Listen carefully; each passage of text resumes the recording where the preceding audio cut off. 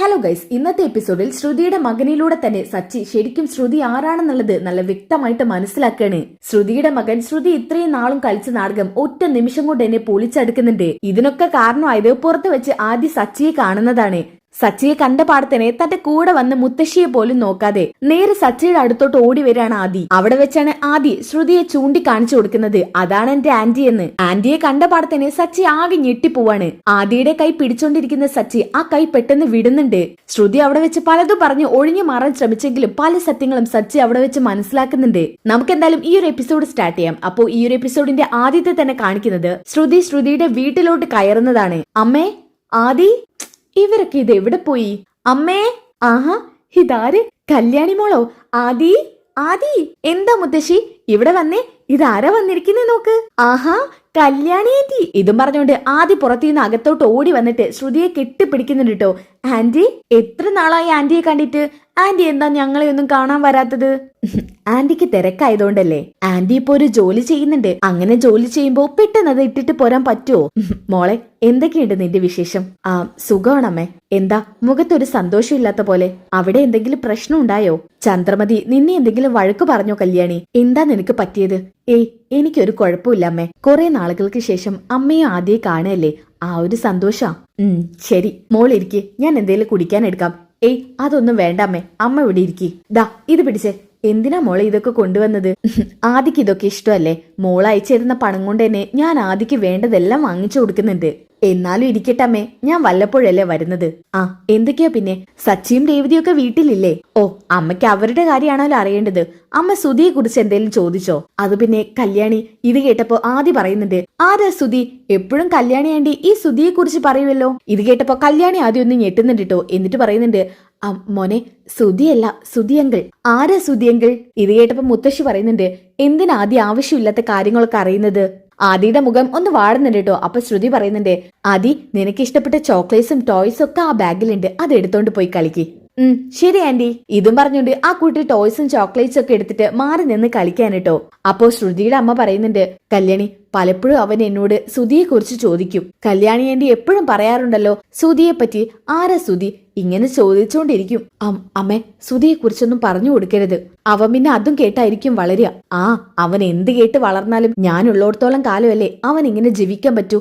എന്റെ കാലം കഴിഞ്ഞ നീ അവനെ ബോർഡിങ്ങിലോ മറ്റോ എവിടെയെങ്കിലും കൊണ്ടാക്കില്ലേ?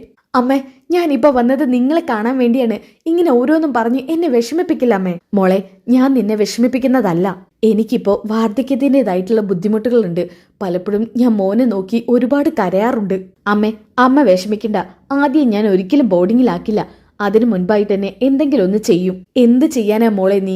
സുധിയുടെ അമ്മ ചന്ദ്രമതിയുടെ സ്വഭാവം ഞാൻ കണ്ടതും നീ പറഞ്ഞതൊക്കെ വായിച്ചിട്ട് നീ ഈ കാര്യം പറഞ്ഞുകൊണ്ട് അവരുടെ കാൽക്കൽ വീണാ പോലും അവരൊരിക്കലും ദയ കാണിക്കില്ല. അമ്മേ, ഞാൻ ഇപ്പൊ അതേക്കുറിച്ച് ഒന്നും ആലോചിക്കുന്നില്ല. സുധിയോട് ഞാൻ എല്ലാം പറഞ്ഞ് ശരിയാക്കട്ടെ. അതിന് എനിക്ക് കുറച്ചുകൂടി സാവകാശം വേണം. എല്ലാം ശരിയായി വരുന്നതുള്ളൂ. അമ്മേ, ഞാൻ വേറൊരു കാര്യം പറയാനും കൂടി വന്നതാ. ഞാനും സുധിയും കൂടി ഒരു കട തുടങ്ങുന്നുണ്ട്. ജംഗ്ഷനിൽ തന്നെയാ. അവിടെ നമ്മുടെ വീട്ടിലേക്ക് ആവശ്യത്തിനുള്ള എല്ലാ സാധനങ്ങളും കിട്ടുന്ന ഒരു കടയുണ്ട്. എന്റെ സുധിയുടെ ഭാഗ്യത്തിന് അയാളത് വിൽക്കുമായിരുന്നു. അയാൾ ഒരു നഷ്ടത്തിനാ വിറ്റത്. സത്യ ഞങ്ങൾക്ക് ആ കട കാണിച്ചു തന്നത്. അല്ല മോളെ, ഇതൊക്കെ വാങ്ങാൻ കാശ് വേണ്ടേ? നിങ്ങളുടെ കയ്യിൽ നിന്ന് എവിടുന്നാ കാശ്? അതൊന്നും ഇപ്പൊ തൽക്കാലം അമ്മ അറിയണ്ട. ഞങ്ങളുടെ കയ്യിൽ കാശൊക്കെ കിട്ടിയിട്ടുണ്ട്. എവിടുന്നാ മോളെ? അതൊക്കെ ഞാൻ പറയാമേ, സമയമായിട്ടില്ല. ആവുമ്പോ ഞാൻ എല്ലാം അമ്മയോട് പറയുന്നുണ്ട്. എന്തായാലും അമ്മയെ സുധി ഇല്ലാത്തൊരു ദിവസം നോക്കിയിട്ട് ഞാൻ കടയിലോട്ട് വിളിക്കാം. അപ്പോ അമ്മ അങ്ങോട്ട് വന്നാ മതി. ശരി മോളെ. അല്ലാതെ ഇപ്പോ എല്ലാരും ഉള്ളപ്പോ എനിക്ക് സന്തോഷത്തോടെ അങ്ങോട്ട് കയറി വരാൻ പറ്റില്ലല്ലോ. മോളെ, ഇന്ന് ഉച്ചക്കത്തെ ഭക്ഷണം കഴിച്ചല്ലേ പോവൂ? ഒന്നും ആയിട്ടില്ല, എല്ലാം ഉണ്ടാക്കണം. മോൾ ഇവിടെ ഇരിക്കെ, ഞാൻ വരാം. അയ്യോ അമ്മേ, ഇന്നൊന്നും ഉണ്ടാക്കണ്ട. നമുക്കിന്ന് പുറത്തുനിന്ന് കഴിക്കാം. അയ്യോ, അതൊക്കെ എന്തിനാ മോളെ? ഞാൻ ഇവിടെ ഭക്ഷണം ഉണ്ടാക്കുന്നുണ്ട്. വേണ്ട അമ്മേ, ഇന്നൊരു ദിവസം റെസ്റ്റ് എടുക്ക്. നമുക്ക് ഇന്ന് പുറത്തുനിന്ന് ഫുഡ് കഴിക്കാം. നിങ്ങളെങ്ങനെ ഹോട്ടലിൽ നിന്ന് ഫുഡൊന്നും കഴിക്കാറില്ലല്ലോ. ഇന്ന് നമുക്ക് ഹോട്ടലിൽ പോയിട്ട് ഫുഡ് കഴിക്കാം. എന്നാ പിന്നെ നിന്റെ ഇഷ്ടം പോലെ മോളെ. അമ്മ പെട്ടെന്ന് ഡ്രസ്സ് മാറ്. ആദിയുടെ ഡ്രസ്സും കൂടി എടുത്തോ, ഞാൻ അവനെ മാറ്റി കൊടുക്കാം. ആദിയുടെ ഡ്രസ്സൊക്കെ പഴയ പോലെ തന്നെ മോളുടെ അലമാറയിൽ തന്നെ വെച്ചിട്ടുണ്ട്. ശരി അമ്മേ. ഇതും പറഞ്ഞുകൊണ്ട് ശ്രുതിയാണെന്നുണ്ടെങ്കിൽ മോന്റെ ഡ്രസ്സ് എടുക്കാൻ വേണ്ടി പോകുന്നുണ്ട് കേട്ടോ. അങ്ങനെ അലമാറ തുറക്കുമ്പോഴാണ് മോന്റെ ചെറുപ്പത്തിലുള്ള ഡ്രസ്സൊക്കെ അവിടെ കാണിക്കുന്നത്. ഇത് കണ്ടപ്പോ തന്നെ ശ്രുതി ആകെ ഒന്ന് ഞെട്ടാണ് കേട്ടോ. എന്നിട്ട് നന്നായിട്ട് വിഷമിക്കുന്നുണ്ട് ശ്രുതിയുടെ പഴയ കാലമൊക്കെ ഓർക്കുന്നുണ്ട്. അതായത് ആദ്യ ചെറുപ്പമായിരുന്നപ്പോ ഈ കുഞ്ഞു ഡ്രസ്സൊക്കെ ഇട്ട് കളിക്കുന്നതും ആദ്യക്ക് പാല് കൊടുക്കുന്നതും ആദ്യയെ കൊണ്ട് ഭക്ഷണം കഴിപ്പിക്കുന്നതും ഇതൊക്കെ ശ്രുതിയുടെ മനസ്സിലേക്ക് ഇങ്ങനെ ഓർമ്മയായിട്ട് വരികയാണ്. അത് ഓർത്തോണ്ട് തന്നെ ശ്രുതി കരഞ്ഞു പോകുന്നുണ്ട് കേട്ടോ. അപ്പോ ആദ്യ വരുന്നുണ്ട് കേട്ടോ അങ്ങോട്ട്. കല്യാണി ആന്റി എന്തിനാ കരയുന്നത്?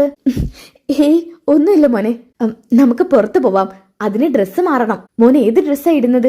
നമ്മൾ പുറത്തു പോവാണോ? ഇന്ന് നമ്മൾ പുറത്തു പോവും, പാർക്കിൽ പോവും, ഫുഡൊക്കെ കഴിക്കും. ആഹാ, പാർക്കിൽ പോവോ? പോവെന്നേ. അതെ, എന്റെ കൂട്ടുകാരുണ്ടല്ലോ, അവരൊക്കെ മിക്ക ദിവസവും പാർക്കിൽ പോവും, കളിക്കും, സിനിമ കാണാൻ പോവും, ഫുഡ് കഴിക്കാൻ പോവും. പക്ഷേ എന്നെ മാത്രം ആരും കൊണ്ടുപോവാനില്ല കല്യാണി ആന്റി മാത്രമേ ഉള്ളൂ. എനിക്ക് അച്ഛനും അമ്മയും ഇല്ലല്ലോ. ഇത് കേട്ടപ്പോ തന്നെ ശ്രുതിയുടെ മനസ്സാകെ വിങ്ങി പൊട്ടാൻ കേട്ടോ. അപ്പൊ ശ്രുതി പറയുന്നുണ്ട്, ആര് പറഞ്ഞു അച്ഛനും അമ്മയും ഇല്ലെന്ന്? എന്റെ മോന് അച്ഛനും അമ്മയൊക്കെ ആയിട്ട് ഈ ആന്റി ഇല്ലേ? ഇതും പറഞ്ഞ് നെഞ്ചോട് ചേർത്ത് കെട്ടിപ്പിടിക്കുന്നുണ്ട് കേട്ടോ ആദ്യയെ. ഇത് കണ്ടോണ്ടാണ് അമ്മ അങ്ങോട്ട് വരുന്നത്. കല്യാണി, എന്തിനാ മോളെ നീ ഇങ്ങനെ കരയുന്നത്? ഒന്നുമില്ലമ്മേ. ഒന്നുമില്ലാതെയാണോ നീ കരയുന്നത്? ഞാൻ ചോദിച്ചില്ലേ അവിടെ എന്തെങ്കിലും പ്രശ്നമുണ്ടോന്ന്? എന്താ മോളെ പെട്ടെന്ന് ഇങ്ങോട്ട് വരാനൊക്കെ തോന്നിയത്? അവിടെ ഒരു പ്രശ്നമില്ല അമ്മേ. ആദ്യം പറഞ്ഞത് കേട്ടപ്പോ എന്താ അവൻ പറഞ്ഞത്? മുത്തശ്ശി, എനിക്ക് അച്ഛനും അമ്മയില്ല, ആരും എന്നെ പാർക്കിൽ കൊണ്ടുപോകാനില്ല, ഭക്ഷണം കഴിപ്പിക്കാൻ കൊണ്ടുപോകാനില്ലെന്ന് പറഞ്ഞപ്പോ കല്യാണി ആന്റി ഒരുപാട് കരഞ്ഞു. എന്തിനാ മോനെ ആദ്യം ഇങ്ങനെയൊക്കെ പറയുന്നത്? എല്ലാവർക്കും ഒരേപോലെ ആവണമെന്നില്ല, പാവങ്ങൾക്കും ഇവിടെ ജീവിക്കണ്ടേ മോനെ. ഇനി ഇങ്ങനെയൊന്നും മേലിൽ കല്യാണി ആന്റിയോട് പറയരുത് കേട്ടോ മോനെ. ശരി മുത്തശ്ശി. അങ്ങനെ ശ്രുതി അവന് മാറ്റി കൊടുക്കുന്നുണ്ട് കേട്ടോ. പിന്നെ കാണിക്കുന്നത് അവര് പുറത്തെത്തുന്നതാണ്. ശ്രുതി ആണെങ്കിൽ ഒരു ഓട്ടോയ്ക്ക് കൈ കാണിക്കുന്നുണ്ട് കേട്ടോ. അങ്ങനെ ആ ഓട്ടോ അവിടെ ചെന്ന് നിർത്തുന്നുണ്ട്. അമ്മേ കയറ്. ഇതും പറഞ്ഞുകൊണ്ട് അവര് വണ്ടി കയറി ഇരിക്കുന്നുണ്ട് കേട്ടോ. എവിടേക്കാ? നേരെ വിട്ടോ, പറയാം. അങ്ങനെ ആ ഓട്ടോ ഡ്രൈവർ നേരെ വിടുന്നുണ്ട് കേട്ടോ. പിന്നെ കാണിക്കുന്നത് നമ്മുടെ സച്ചിയാണ്. സച്ചിയുടെ വണ്ടിയിൽ ഒരു കസ്റ്റമർ ഉണ്ട് കേട്ടോ. അപ്പൊ അയാള് പറയുന്നുണ്ട്, ഇവിടെ സ്റ്റോപ്പ്, ഇവിടെ മതി. സാറ് പറഞ്ഞ സ്ഥലം എത്തിയില്ലല്ലോ. അത് കുഴപ്പമില്ല, ഞാൻ ഇവിടെ ഇറങ്ങിക്കോളാം, എനിക്ക് ഇവിടെ അടുത്തൊരാളെ കാണാനുണ്ട്. സച്ചി ഇവിടെ വെയിറ്റ് ചെയ്യില്ലേ? ഞാൻ ഇവിടെ വെയിറ്റ് ചെയ്യാം സർ. എന്നാ പിന്നെ കാർ ഒരു ഭാഗത്തേക്ക് ഒതുക്കിയിട്ടോളൂ, ഞാൻ പെട്ടെന്ന് വരാം. ഇതും പറഞ്ഞുകൊണ്ട് അയാൾ കാറിൽ നിന്ന് ഇറങ്ങി പോകുന്നുണ്ട്. ആ സമയത്താണ് സച്ചിയുടെ ഫോണിലേക്ക് ഒരു കോള് വരുന്നത്. അപ്പൊ തന്നെ സച്ചി ആ ഫോൺ അറ്റൻഡ് ചെയ്തിട്ട് മാറി എന്ന് സംസാരിക്കാനിട്ടോ. അപ്പോഴാണ് ശ്രുതിയുടെ ഓട്ടോ വന്നിട്ട് ഇറങ്ങുന്നത് കാണിക്കുന്നത്. സച്ചി കാർ നിർത്തിയിട്ട് ആ ഒരു റോഡിന്റെ ഓപ്പോസിറ്റ് സൈഡിൽ തന്നെ ഇവർ വന്ന് ഇറങ്ങുന്നുണ്ട് ഓട്ടോയിൽ. അങ്ങനെ ഓട്ടോയിൽ നിന്ന് ഇറങ്ങി ഒരു വലിയ ഹൈപ്പർ മാർക്കറ്റിലേക്കാണ് ഇവർ കയറുന്നത്. മോളെ, എന്തിനാ ഇങ്ങോട്ട് വരുന്നത്? അത് പിന്നെ അമ്മേ, വീട്ടിലേക്ക് ആവശ്യമായിട്ടുള്ള കുറച്ച് സാധനം വാങ്ങിക്കാനാ. എന്തിനാ മോളെ? വീട്ടിലേക്ക് അത്യാവശ്യത്തിനുള്ളതൊക്കെ വീട്ടിൽ തന്നെ ഉണ്ട്.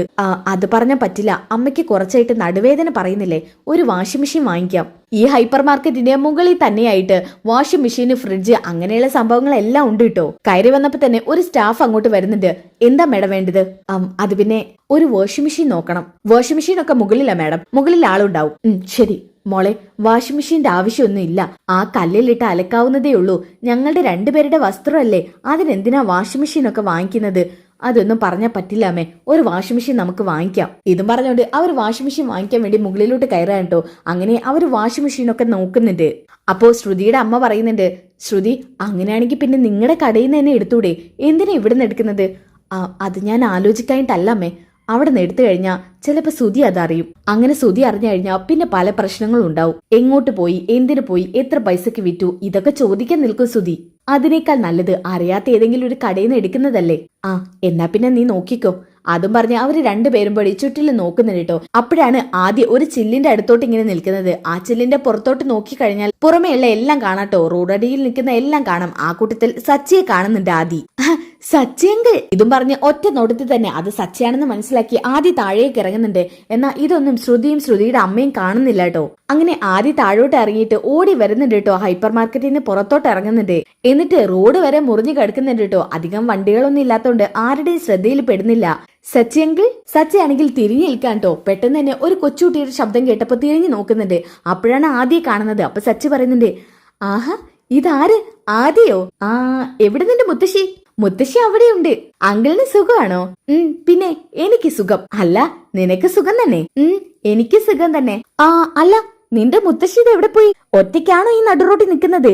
സച്ചങ്ങളുടെ കണ്ടപ്പോ ഓടി വന്നതാ. അയ്യോ, ഈ റോഡൊക്കെ ഒറ്റക്ക് മുറിഞ്ഞു നടന്നോ? അത് കഴിഞ്ഞിട്ട് കാണിക്കുന്നത് ശ്രുതിയാണ് കേട്ടോ. അമ്മേ, ആദ്യം ഇവിടെ ഉണ്ടായിരുന്നല്ലോ. ആദി ആദി അയ്യോ അമ്മേ ആദി ഇവിടെ എവിടെയും കാണാനില്ല. എന്തുപറ്റി മാഡം? അത് എന്റെ കൂടെ ഒരു കൊച്ചുകുട്ടി വന്നിരുന്നു, അവനെ കാണാനില്ല. ഓ, നിങ്ങളുടെ കൂടെ വന്ന കുട്ടിയാണോ?